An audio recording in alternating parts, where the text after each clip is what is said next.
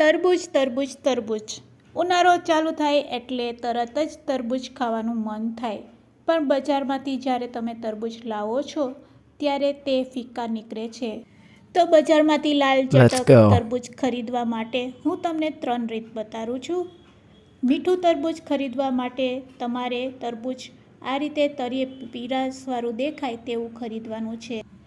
તરબૂચને થપથપાવીને પણ તમે ચેક કરી શકો છો. ઊંડો પડઘો પડે તો તેના અવાજથી ખ્યાલ આવે છે કે તે મીઠું છે.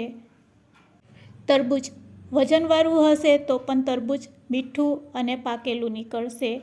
જો તરબૂચનો આકાર સંપૂર્ણપણે એક સમાન અને તરબૂચની ચમક સહેજ ઝાંખી હશે તો સમજવાનું કે અહીંયા તરબૂચ એકદમ સરસ રીતે પાકેલું છે અને મીઠું નીકળશે. કટ કર્યા પછી તરબૂચને તમે કેમિકલવાળું છે કે નહીં તે જાણી શકો છો. તો તરબૂચને આ રીતે તમારે ચેક કરી લેવાનું. ટીશ્યુ પેપર ઉપર કોઈ પણ પ્રકારનો કલર ન લાગે તો સમજવાનું કે તરબૂચ ઓરિજિનલ પાકેલું છે.